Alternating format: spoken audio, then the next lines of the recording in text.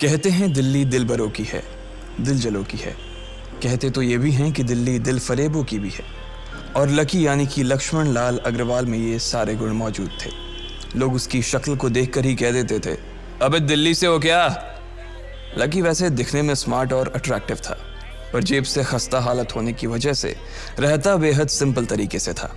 Shirt का रंग उड़ा हुआ और पैंट से पैबंद जुड़ा हुआ। कहने को तो उसकी उम्र के लड़के दिल्ली की सड़कों पर रात को मोटर बाइक दौड़ाते थे, लेकिन लकी उर्फ लक्ष्मण लाल अग्रवाल सिर्फ कमरे से कॉलेज में पढ़ाई और गर्लफ्रेंड डिम्पल के साथ थोड़ा वक्त बिताना, फिर कॉलेज से दुकान, दुकान से जब होम डिलीवरी आए तो वहाँ, और फिर घर चला जाता था। हाँ, कभी कभी जब वो किसी लड़के को खाली सड़क पर मोटर बाइक दंदनाते हुए देखता तो कहता, एक दिन अपना टाइम भी आएगा जब मैं चश्मा लगाकर बैठूंगा और पीछे डिम्पल को बैठाऊंगा। देखना, जब वो मेरी कमर में अपना हाथ कसेगी और मैं तेजी से मोटरसाइकिल को इंडिया गेट के आसपास दौड़ाऊंगा तो सारे दिल्ली का दिल हम दोनों को देखकर जलेगा। दुकान में रखा हुआ बर्नॉल भी काम नहीं आएगा। लकी ने कहा और अपने हाथ में बर्नॉल की क्रीम को दबा दिया। जैसे ही उसने क्रीम को दबाया, उसका क्रीम बाहर आ गई। अबे गधे, क्या कर रहा है? वो कोई स्पंज की गेंद है क्या जो उसे दबा रहा है? दुकान के मालिक ने उससे फटकारते हुए कहा और उसके सर पर एक चपत लगा दी। Sorry sir. लकी ने अपना सिर बचाते हुए कहा। वो करोल बाग में स्थित एक छोटी सी मेडिकल स्टोर पर काम करता था। उसकी दुकान का नाम था चमन मेडिकल स्टोर और उसके ओनर का नाम था चमन लाल। लकी पिछले 5 साल से इन्हीं की दुकान पर काम कर रहा था। यहाँ इस छोटी सी शॉप पर काम करना उसकी मजबूरी थी। लाइफ में कंगाली की वजह से उसे कॉलेज में पढ़ाई पूरी करने के लिए पार्ट टाइम जॉब करना था। उसने कई अच्छी जगह अच्छी तनख्वाह की नौकरी ढूंढी पर नहीं मिली और वो इस मेडिकल स्टोर पर ही अटक गया। गधे, अब इसके पैसे क्या तेरा बाप भरेगा? कटेगा। इसका पैसा भी तेरी तनख्वाह से कटेगा और एमआरपी से डबल रेट में कटेगा। चमन ने अपने दांतों को किचमिचाते हुए कहा। गुस्से की वजह से उसकी नाक फूल गई थी और लकी की सांसें। उसने घबराते हुए ओनर से पूछा, एमआरपी से डबल क्यों सर जी? ताकि अगली बार से ऐसी कोई हरकत करने से पहले तू डबल बार सोचे, चमन ने कहा और उसके हाथ से ट्यूब छीन ली। उसका जी तो चाह रहा था कि वो लकी की खोपड़ी पर एक और बार अपना हाथ साफ कर ले, लेकिन उससे पहले ही दुकान का फोन बजने लगा। फोन की घंटी बजते ही लकी को वहां से निकलने का मौका मिल गया और वो भागते हुए फोन उठाने के लिए चला गया। हेलो जी, करोल बाग के बेस्ट मेडिकल चमन मेडिकल स्टोर से बोल रहा हूँ, बताइए क्या काम था? ये लकी की पेटेंट लाइन थी। चाहे कहीं से भी फोन आए, लेकिन उसे फोन पर बस यही बोलना था। जैसे ही इधर लकी ने अपनी बात कही, उधर से जवाब आया, मैं ब्लूमिंग नाइट होटल के कमरा नंबर 303 से बात कर रहा हूँ। एक छोटा सा ऑर्डर है, नोट करो और जल्दी से होटल पर डिलीवर करवा दो। वो एक लड़के की आवाज थी। उसकी आवाज में काफी भारीपन और एक अजीब सी जल्दबाजी थी। जैसे ही लकी ने वो आवाज सुनी, पता नहीं क्यों उसे वो आवाज जानी पहचानी सी लगी। जी सर, बताइए आपका क्या ऑर्डर है? हाँ तो लिखो, हार्ट प्ले के 2 पैकेट और 1 पैकेट टिश्यू। लकी, जो कि अपना पेन लेकर खड़ा था, हार्ट प्ले का नाम सुनते ही झिझक गया। असल में हार्ट प्ले नाम का एक कंडोम आता था और इसलिए उसका नाम सुनते ही लकी शर्मा गया था। इतने साल से भी मेडिकल की स्टोर पर काम करने के बाद उसे इन चीजों का नाम सुनने में शर्म आती थी। हेलो भाई, लिखा कि नहीं लिखा? उस आदमी ने फिर से लकी से पूछा। जी सर, लिख लिया सर, लिख लिया। लकी ने खिसिया कर हंसते हुए कहा। लिख लिया तो फिर लेकर निकल, उस लड़के ने कहा। उसकी आवाज सुनकर ना जाने ऐसा क्यों लग रहा था कि वो बहुत बड़ा आदमी था। जी सर, मैं सर, लेकिन सर बाहर तो बारिश हो रही है, लकी ने कहा। उसने देखा कि बाहर बहुत तेज बारिश हो रही थी। उनकी दुकान के सामने पानी भर गया था और तेज हवाओं की वजह से चमन मेडिकल स्टोर का बोर्ड भी गिर गया था। लकी को लग रहा था कि वो इतनी तेज बारिश में अभी एकदम से तो नहीं निकल पाएगा, तो उसने उस लड़के को समझाते हुए कहा, सर मैं ऑर्डर तो ले आऊंगा पर थोड़ा टाइम लग जाएगा, बारिश थोड़ी थम जाए आप। इससे पहले कि वो कुछ आगे बोल पाता, फोन पर लड़का बोल पड़ा। तुम्हारे मालिक को पता है कि तुम मल्होत्रा जी के लड़के को मना कर रहे हो? हाँ पता है, बारिश हो रही है, इसलिए सारा सामान अच्छे से थैली में पैक करके लाना और लेट नहीं होना चाहिए, समझे? उस लड़के ने कहा और इससे पहले कि लकी आगे कुछ कह पाता, उसने फोन काट दिया। उधर से लकी के दुकान का ओनर उसे घूर कर देखा जा रहा था। लकी के हाथ में पेन और पेपर देखकर ही वो समझ गया था कि उसके पास कोई ऑर्डर आया था। आज वैसे भी इतनी बरसात होने की वजह से सुबह से इक्का दुक्का ग्राहक ही दुकान पर आए थे। ऐसे में उसकी दुकान का मालिक एक भी ऑर्डर को छोड़ना नहीं चाहता था। वो लकी को देख रहा था और लकी बारिश की ओर देख रहा था। बारिश का बहाना नहीं चलेगा, जाना पड़ेगा, चमन लाल ने कहा। मैं बहाना नहीं कर रहा सर, थोड़ी बारिश धीमी हो जाए तो मैं चला जाऊंगा। अभी आप खुद ही देखिए कितनी तेज बारिश है। वो पता नहीं कोई मिस्टर मल्होत्रा का कोई बेटा कुछ ज्यादा ही जल्दी में था। मैं साइकिल से तो पहुंच नहीं पाऊंगा इतनी जल्दी। लकी ने उनकी ओर देखते हुए कहा। क्या कहा? मिस्टर मल्होत्रा जी का बेटा? तू मेरी दुकान बंद करवाएगा क्या? अभी क्या भी निकल उनका ऑर्डर लेके, वो हमारे बहुत पुराने कस्टमर है, चमन ने कहा। पर लकी ने कहा ही था कि चमन बोला। पर कुछ नहीं, तू मेरी मोटरसाइकिल ले जा, उसने गुस्से में कहा।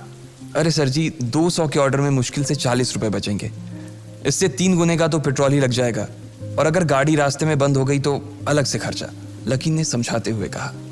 वो जानता था कि उसका मालिक इन सब बातों पर ध्यान नहीं देने वाला। चमन लाल बोला।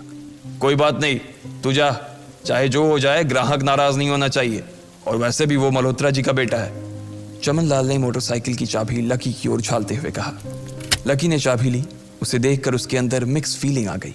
एक तो वो बहुत खुश हुआ कि बड़े दिनों बाद बाइक चलाने को मिलेगी, पर वहीं दूसरी तरफ दुखी इसलिए हुआ कि बाइक मिली भी तो ऐसी तेज बारिश में, अगर खराब हो गई तो इसकी चपत भी उसके सिर पर ही पड़ेगी।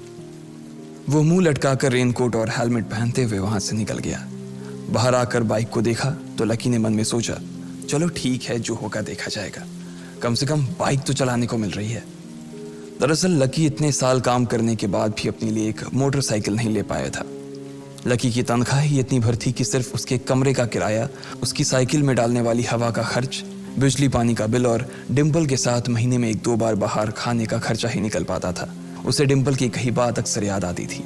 लकी, अगर अगले 2 महीने में तूने बाइक नहीं खरीदी ना तो मैं तेरे से ब्रेकअप कर लूंगी, देखना। असल में डिम्पल को लकी के साथ बाइक पर घूमने की बड़ी तमन्ना थी। लकी की इस उजाड़ जिंदगी में एक वही तो थी जिसके लिए जिंदा रहने को उसका जी चाहता था। जब भी वो उससे बाइक की बात करती तो लकी डिम्पल की इस बात को हंसकर टाल देता था। वो अपने मन में इस बात को अच्छे से जानता था कि डिम्पल उससे बहुत प्यार करती थी और वो उससे कभी छोड़ कर नहीं जा सकती थी। वो दोनों एक दूसरे में ऐसे घुले मिले थे जैसे बादल बरसात में घुल जाती है। लकी को डिम्पल बहुत पसंद थी और वो उसके लिए दुनिया जहां की खुशियां खरीद कर ला देना चाहता था। वो चाहता था कि एक दिन वो डिम्पल को प्लेन में बैठाए, लेकिन उसके ये सब ख्वाब इस कम तनख्वाह की नौकरी की वजह से कभी पूरे नहीं होने वाले थे। पर आज उसके पास एक मौका था।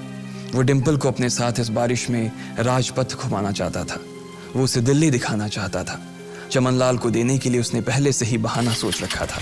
बस जल्दी से वो ये डिलीवरी देकर सीधे डिम्पल के पास ही जाने वाला था। उसने होटल ब्लूमिंग नाइट के बाहर मोटर बाइक पार्क की और सीधे होटल के अंदर चला गया।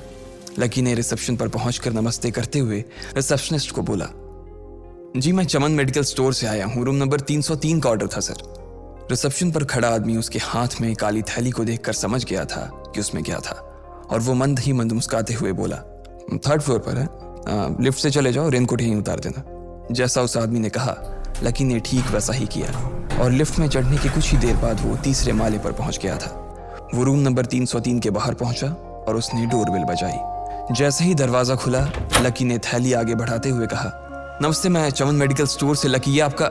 इससे पहले कि लकी आगे कुछ कह पाता उसकी आंखें फटी की फटी रह गई थी। उसने अपने सामने जो देखा उसके बाद उसे ऐसा लगा कि बंद छत के नीचे भी उसके ऊपर आसमान से आकर एक जोरदार बिजली गिर गई थी। उसके सामने एक लड़की खड़ी थी। वो लड़की और कोई नहीं बल्कि उसकी गर्लफ्रेंड डिम्पल ही थी। उसने एक पर्पल कलर का नाइट गाउन पहन रखा था। उसके काले घने बाल गीले थे और उसने उन्हें अपने कंधे पर फैला रखा था। उसकी खुशबू से ही ये चीज साफ पता चल रही थी कि वो अभी अभी नहा कर आई थी। डिम्पल, तुम यहाँ क्या कर रही हो? लकी को अपनी आंखों पर विश्वास ही नहीं हो रहा था। उसने 2 बार अपनी पलकें झपका कर देखा, लेकिन दोनों बार ही उसे अपने सामने डिम्पल ही नजर आई। तुम यहाँ क्या मेरा पीछा करते हुए आए हो लकी?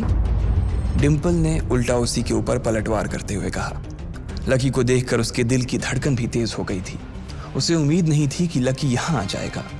उसने ना तो सुबह से उसे फोन किया था और ना ही उसके मैसेज का कोई जवाब दिया था। वो अपने मन में सोच कर बैठी थी कि वो अगले दिन खुद ही उससे मिलकर बोल देगी कि उसकी तबीयत खराब थी। डिम्पल बेबी, क्या हो गया?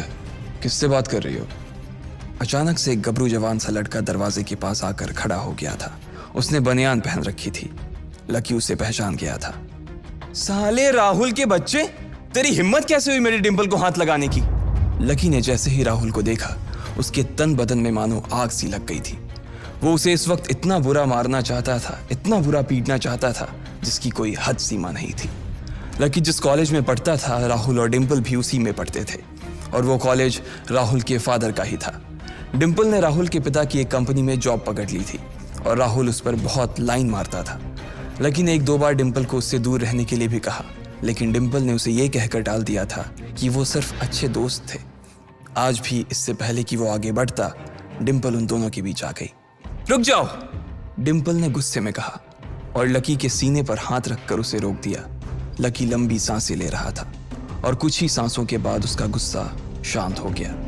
अब डिम्पल के पास भी छुपाने के लिए कुछ नहीं था, इसलिए उसने लकी से कहा, लकी, आज से तुम्हारा और मेरा ब्रेकअप।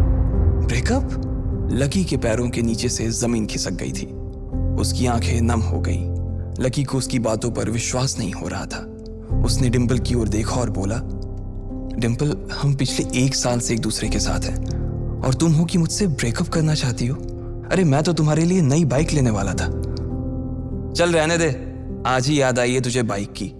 अरे तेरे पास मुझे बाहर घुमाने के लिए, खिलाने पिलाने के लिए पैसे तो है नहीं। तू कहां से लेगा बाइक? और अगर ले भी लेगा तो उसमें पेट्रोल कहां से डलवाएगा? तेरी 8,000 रुपए महीने की नौकरी, उसमें होगा ये सब? लोग हंसते हैं मेरे ऊपर जब मैं सरोजनी में तेरे साथ घूमती हूँ। मैं ऐसी लाइफ नहीं जीना चाहती लकी। मैं तेरी तरह गरीब नहीं रहना चाहती। तूने मुझे फंसाया था, उल्लू बनाया था तूने मुझे, इसलिए मैंने राहुल से मैचअप कर लिया है।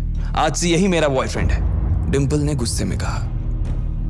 अच्छा, तो बेबी ये है तुम्हारा वो बेकार सा एक्स बॉयफ्रेंड? राहुल ने पूछा और डिम्पल के बगल में आकर खड़ा हो गया। फिर उसने लकी के हाथ से थैली उठाई और उसमें से हार्ड प्ले का पैकेट निकालकर उसे चिढ़ाने के लिए उसे हवा में लहराने लगा। बाप रे, इससे बदकिस्मत इंसान इस दुनिया में और कौन होगा? राहुल ने उसकी टांग खींचते हुए कहा। लकी के पास उसकी बात का कोई जवाब नहीं था। उसने गुस्से से डिम्पल की ओर देखा और अपनी हाथों की मुट्ठी भींच ली। फिर वो वहां से निकल गया। अबे पैसे तो ले जा, सब कुछ फ्री में देता जाएगा क्या? राहुल ने जोर से ठहाके लगाते हुए कहा, लेकिन लकी बिना उसकी बात सुनते ही निकल गया। उसके दिमाग में डिम्पल के कहे शब्द गूंज रहे थे। उसने कभी सपने में नहीं सोचा था कि डिम्पल उसके साथ कुछ ऐसा भी कर सकती थी। जिस इंसान के लिए वो इतना कुछ करना चाह रहा था, उसे उसकी कोई कदर ही नहीं थी। लकी इतना हताश हो गया था कि बुरी तरह से रोने लगा। इस बार वो लिफ्ट से नहीं बल्कि सीढ़ियों से नीचे उतरा और एक ही एक सीढ़ी उतरने के साथ उसके आंसू आंखों से छलकते जा रहे थे। जब उसकी आवाज़ सुनकर कुछ लोग अपने कमरे से बाहर आए तो लकी ने तुरंत अपने आंसू पोंछे और तेजी से वहां से भाग गया। उसे जिंदगी में पहली बार प्यार हुआ था और पैसों की कमी की वजह से ना सिर्फ उसका प्यार बल्कि उसकी पूरी जिंदगी बर्बाद हो गई थी। लकी जैसे ही बाहर आया तो उसने देखा कि बाहर अंधेरा हो गया था। आसमान में तेज बिजली कड़की और बारिश जो थमी थी एकाएक फिर से झमाझम बरसने लगी। ये देख लकी के थमे हुए आंसू एक बार फिर से छलक गए। उसका दिल बुरी तरह से टूट चुका था, लेकिन उसे इस बात की खुशी भी हो रही थी। आखिर आज उसे डिम्पल का असली चेहरा नजर आ गया था। वो तो उसके साथ घर बसाने की सोच रहा था, लेकिन अच्छा हुआ कि उसने पहले ही उसका घर बर्बाद होने से बचा लिया। लकी को दुख तो बहुत हो रहा था, पर उसे यह भी लग रहा था कि उसे आगे चलकर यही दुख उसे खुशी देने वाला था। लेकिन एक चीज थी जो लकी को परेशान कर रही थी, वो थी उसकी माली हालत। उसकी जेब इतनी तंग थी कि उसे फटी हुई जेब की पैंट पहनकर घूमना पड़ता था। कभी कभी तो लकी सिर्फ रोटी खाकर दिन काट लेता था। वो कब से कोशिश कर रहा था कि कोई अच्छा काम पकड़ सके, लेकिन उसे कोई काम देने को राजी नहीं था। उसने टूटे हुए दिल को दिलासा देते हुए मन में सोचा कि डिम्पल पर खर्च होने वाले पैसे बच जाने से शायद उसके हालत सुधर जाएंगे, पर फिर भी वो रातों रात रईस नहीं हो जाने वाला था। उसने ऊपर आसमान की ओर देखा और जोर से चिल्लाया, अगर इतना ही अनलकी बनाना था तो फिर नाम लकी क्यों रखा भगवान? वो जितनी जोर से चिल्ला सकता था उतनी जोर से चिल्लाया। उसकी आवाज से आसपास खड़े लोग एक बार तो डर गए थे। लकी ऊपर ही देख रहा था और उसके आंसू बारिश के पानी के साथ मिल गए थे। जैसे ही वो फूट कर रोने को था, तभी उसके फोन पर एक मैसेज आया। जैसे ही लकी ने अपना फोन निकालकर उस मैसेज को पढ़ना शुरू किया, उसकी तो आंखें ही चमक गई। अचानक उसके आंसू हंसी में बदल गए और वो जोर जोर से वहीं सड़क पर नाचने लगा। उस मैसेज में लिखा था, परिवार की रिसर्च और परिवार के निर्णय के हिसाब से अग्रवाल परिवार का वारिस लक्ष्मण लाल अग्रवाल उर्फ लकी ने गरीबी अभ्यास की परीक्षा को पास कर लिया है और आज से ही वो उस जमीन और उस जायदाद का मालिक हो जाएगा जो परिवार ने उसके नाम कर रखी थी। ये एक ऐसा मैसेज था आखिर कौन था लकी? क्या थी उसकी असलियत? और वो कैसे रातों रात ही अनलकी से लकी हो गया था? इन सारे सवालों के जवाब अगर आप जानते हैं तो प्लीज कमेंट बॉक्स में कमेंट करके हमें भी बताएं। और आगे की कहानी जानने के लिए हमारे साथ सुनते रहें लखपति सिर्फ पॉकेट एफएम पर।